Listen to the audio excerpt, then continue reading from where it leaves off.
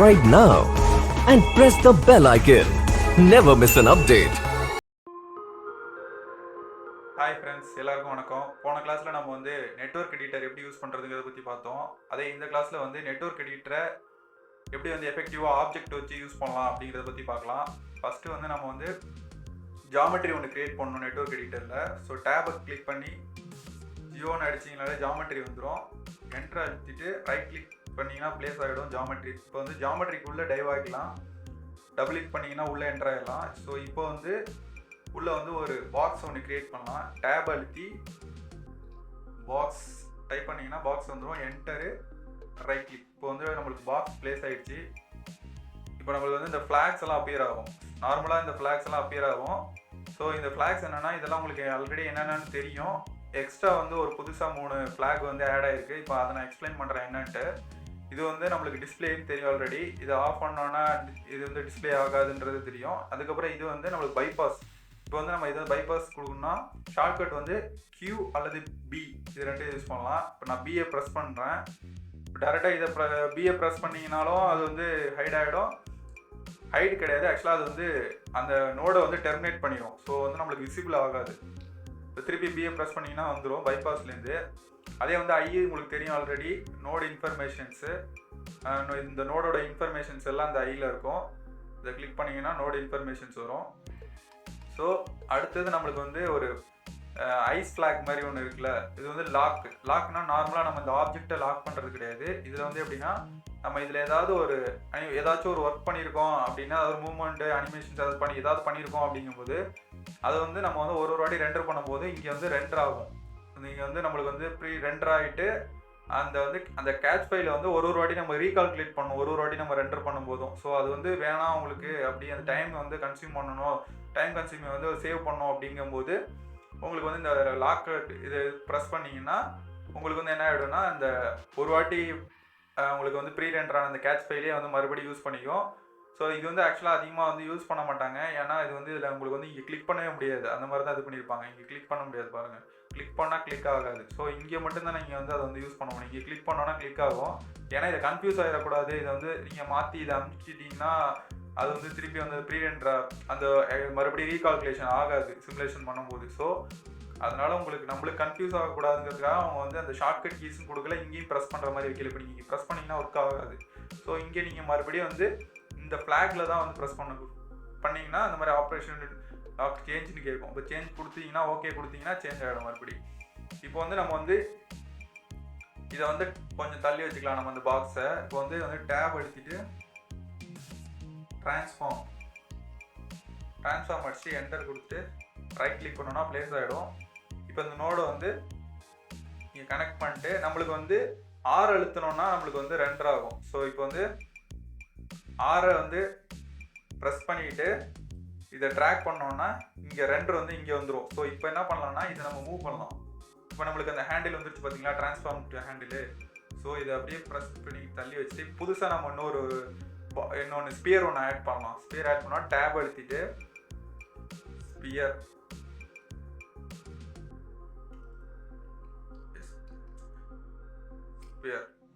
Add பண்ணி வச்சா enter அழுத்திட்டு ரைட் கிளிக் பண்ணிங்கன்னா ப்ளேஸ் ஆகிடும் ஸ்பியரு. ஸோ இப்போ ஸ்பியர் இங்கே வந்துருச்சு. இப்போ என்னென்னா உங்களுக்கு வந்து ஸ்பியரும் இருக்குது பாக்ஸும் இருக்குது. ஓகேவா? இப்போ வந்து நான் வந்து ஸ்பியரை வந்து ரெண்டர் பண்ணோம் டிஸ்பிளே பண்ணோம் அப்படின்னா 6 வந்து ஷார்ட்கட். இது வந்து என்னென்னா ரெண்டர் ஆகிறதுக்கு உள்ளது. 6 வந்து நாங்கள் ப்ளேஸ் பண்ணிக்கிட்டு இதை வந்து செலக்ட் பண்ணிங்கனாலே இது வந்து உங்களுக்கு வந்து இந்த ஸ்பியர் வந்து விசிபிள் ஆகும். அதே மாதிரி இந்த பாக்ஸை நீங்கள் பார்க்கணும் அப்படின்னா இங்கே நீங்கள் கொடுக்கணும். 6 வந்து ப்ரெஸ் பண்ணி ஹோல்ட் பண்ணிவிட்டு இப்போ நீங்கள் இதை வந்து செலக்ட் பண்ணும்போது உங்களுக்கு வந்து பாக்ஸ் வந்துடும். அது இல்லாமல் உங்களுக்கு ரெண்டரில் நான் இப்போ வந்து இதை காமிக்கிறேன். இப்போ எப்படின்னா இது வந்து விசிபிளில் இருக்குது. இப்போ வந்து உங்களுக்கு இதை வந்து ரெண்டர் பண்ணோம் அப்படின்னா டீ அழுத்திட்டு இதை செலக்ட் பண்ணிங்கன்னா இந்த பர்பிள் கலரில் வருது இல்லை, இதுதான் வந்து உங்களுக்கு வந்து என்னென்னா ரெண்டர். அதே இந்த ப்ளூ கலர் வந்து இது பேர் வந்து வியூவர் சர்க்கிள்னு சொல்லுவாங்க. இது வந்து வியூ பண்ணுறதுக்கு மட்டும்தான். இது வந்து ரெண்டர் ஆகலை. இந்த பர்பிள்ஸ் எங்கே இருக்கோ அதுதான் ரெண்டர் ஆகுதுன்னு அர்த்தம். இப்போ வந்து இந்த ஸ்பியர் தான் ரெண்டர் ஆகுது. இப்போ வந்து நம்ம ரெண்டர் பண்ணி பார்க்கலாம் இப்போ எது ரெண்டர் ஆகுது அப்படின்ட்டு. இங்கே வந்து உங்களுக்கு மேலே வந்து டாப்பில் வந்து ரெண்டர் வியூன்னு ஒன்று இருக்குது. ஸோ இங்கே பாருங்கள் ரெண்டர் வந்து சர்க்கிள் தான் ஸ்பியர் தான் இருக்குது. ஸோ இப்போ பாருங்கள் நான் அதே மாதிரி இதை வந்து ஆர் அழுத்திட்டு இதை வந்து செலக்ட் பண்ணனா இது ஃபுல்லாக டிஸ்பிளேக்கு வந்துருச்சு. இப்போ இதுக்கு நம்ம வந்து இதை மட்டும் ரெண்டர் பண்ணி பார்க்கலாம். டி அழுத்தி டி வந்து ரெண்டர் டீயை அழுத்திட்டு இதை வந்து ட்ராக் பண்ணி செலக்ட் பண்ணிங்கன்னா இப்போ இது ரெண்டர் ஆகுதுன்னு பார்க்கலாம். ரெண்டர் கொடுங்க. ட்ரான்ஸ்ஃபார்ம் அழுத்தினீங்கன்னா இங்கே வந்து பாக்ஸ் வந்துருச்சு. பாக்ஸ் இங்கே இப்போ வந்து ட்ரான்ஸ்ஃபார்ம் இந்த பிங்க் இருக்கா, இந்த பிங்க் வந்து உங்களுக்கு எந்த பிங்க் வந்து எங்கே இருக்கோ அங்கே அதுதான் உங்களுக்கு வந்து ரெண்டரில் வரும். இது வந்து என்னென்னா ரெண்டர் வியூ. இது வந்து வியூவர் சர்க்கிள். இது வந்து வியூவர் சர்க்கிள், இது வந்து ரெண்டர் சர்க்கிள். ப்ளூ வந்து வியூவர் சர்க்கிள், பிங்க் வந்து ரெண்டர் சர்க்கிள். இப்போ வந்து இதை வந்து நம்ம வந்து ரெண்டர் பண்ணலாம். இப்போ ஸ்பியரை ரெண்டர் பண்ணலாம். டிஎல்டிங்க செலக்ட் பண்ணிங்கன்னா இப்போ இது ரெண்டர் ஆகுது பாருங்கள். இப்போ வந்து ஸ்பியர் ரெண்டர் ஆகுது. ஸோ இப்போ வந்து திருப்பி வந்து உங்களுக்கு பாக்ஸை ரெண்டர் பண்ணால் டிஎல்லாம் ப்ரெஸ் பண்ணிவிட்டு ஹோல்ட் பண்ணிவிட்டு ட்ரான்ஸ்ஃபார்ம் கொடுத்தீங்கன்னா இங்கே வந்துடும். ஓகேவா? இது வந்து இப்போ வந்து சென்டருக்கு வந்துருச்சு. இது ஏன்னா நம்ம ட்ரான்ஸ்ஃபார்ம் பண்ணி இங்கே வச்சுருக்கோம். ஸோ ட்ரான்ஸ்ஃபார்மர் ரெண்டர் பண்ணிங்கன்னா எங்கே ட்ரான்ஸ்ஃபார்ம் பண்ணியிருக்கோமோ அங்கே போகும்.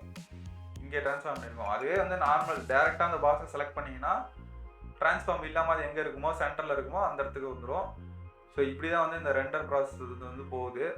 ஸோ நம்ம இப்போ இதுக்கப்புறம் வந்து நம்ம என்ன பண்ணலாம்னா டேரெக்டாக சீனுக்கு போயிடலாம். சீன் இங்கே போயிட்டு இந்த சீன் வியூக்கு போயிட்டு இப்போது நீங்கள் என்ன பண்ணுறீங்கன்னா இந்த வியூவை வந்து உங்கள் யூசர் இன்டர்ஃபேஸ் வந்து சேஞ்ச் பண்ணிக்கலாம் உங்களுக்கு ஏற்றாப்புல. இந்த யூசர் இன்டர்ஃபேஸில் இப்போ இந்த நோட் எடிட்டர் வந்து இது ஃபுல்லாக எனக்கு வரணும் அப்படின்னா இங்கே போயிட்டு இந்த ஆரோ மாதிரி வருதுல்ல, இதை நீங்கள் செலக்ட் பண்ணிங்கன்னா ஃபுல்லாக வந்து உங்களுக்கு நோட் எடிட்டராகவே வந்துடும். அதே வந்து இப்போ எனக்கு அது வேணாம், திருப்பி பழைய மாதிரி கொண்டு வரணும் அப்படின்னா மேலே திருப்பி அதே ஆரோ ஒன்று மேலேருந்து கீழே வந்து இண்டிகேட் ஆகும். அதை கிளிக் பண்ணிங்கன்னா பழைய மாதிரி வந்துடும். இப்போ இல்லை நோட் எடிட்டர் மேலேயும் இந்த ப்ராப்பர்ட்டிஸ் வந்து கீழேயும் வரணும் அப்படின்னா சென்டரில் ஒரு உங்களுக்கு இப்படி வச்சிங்கன்னா டபுள் ஆரோ மாதிரி ஒன்று காமிக்கும். அதை செலக்ட் பண்ணிங்கன்னா மேலே கீழே இன்டர்சேஞ்ச் ஆகிரும் அப்படியே இந்த ப்ராப்பர்ட்டிஸும் நோட் எடிட்டரும். ஸோ இப்போ மறுபடியும் பழைய மாதிரி மாற்றிக்கலாம். இப்போ இந்த வியூ பேனலையும் நம்ம இப்போ வந்து எப்படின்னா ரைட்டு ஃபுல்லாக கொண்டு வந்துடலாம். எப்படின்னா இப்போ இங்கே இருக்குது பாருங்கள் ஆரோ மாதிரி, இதை கிளிக் பண்ணிங்கன்னா ஃபுல்லாக வந்துடும் வியூ பேனல். இப்போ அது வேணாம் பழைய மாதிரி வேணும் அப்படின்னா இதை நீங்கள் இந்த இடத்துல ஆரோ இருக்கா, இந்த ஆரோ கொடுத்தீங்கன்னா பழைய மாதிரி வந்துடும். இப்போ நீங்கள் இந்த மாதிரி எல்லாத்தையும் மாற்றுறப்போ இந்த மாதிரி ரொம்ப ஒரு மாதிரி கொலாப்ஸ் ஆகிடுச்சு, இதெல்லாம் கொலாப்ஸ் ஆகிடுச்சு ஃபுல்லாகவே மாற்றிட்டீங்க அப்படின்னா திருப்பி வந்து பழைய மாதிரி எனக்கு வேணும் பாருங்கள், எல்லாமே மாறிடுச்சு.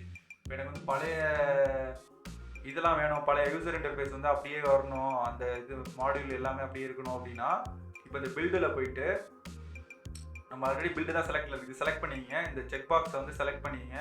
இது ரேடியோ பட்டனை செலக்ட் பண்ணிவிட்டு இந்த ரேடியோ பட்டனை இந்த பில்டுங்கிற ரேடியோ பட்டனை செலக்ட் பண்ணிவிட்டு கீழே வந்தீங்கன்னா ரீலோட் கரண்ட் டெஸ்க்டாப் அப்படின்னு ஒன்று இருக்கா ஒரு ஆப்ஷன், இது வந்து செலக்ட் பண்ணுங்க. இது செலக்ட் பண்ணோடனே உங்களுக்கு பழைய இது வந்துடும்.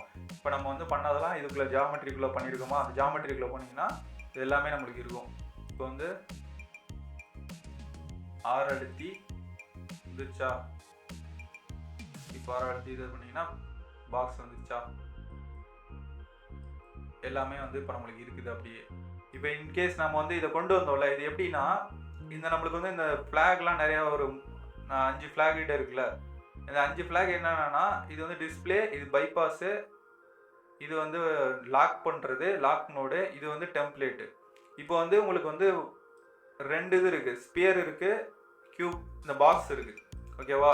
இப்போ எனக்கு ரெண்டுமே ஒரே இதில் தெரியணும் அப்படின்னா இப்போது இந்த பாக்ஸும் தெரியணும் அப்படின்னா இந்த டெம்ப்ளேட்டுன்னு இந்த இருக்குல்ல உங்களுக்கு, இது வந்து டிஸ்பிளே, அதுக்கு பக்கத்தில் இருக்கிறது டெம்ப்ளேட்னு சொல்லுவாங்க. அதுக்கு ஷார்ட்கட் வந்து இ அழுத்தினீங்கன்னா இப்போ தெரியுதா உங்களுக்கு. இந்த ஆக்சுவலாக என்னென்னா அது கோஸ்ட் மாடல் அப்படின்னு சொல்லுவாங்க. கோஸ்ட் வியூ மாதிரி இது எப்படின்னா அந்த அவுட்லைன் மட்டும் இருக்கும், இந்த ஆப்ஜெக்டோட அவுட்லைன் மட்டும் இருக்கும்.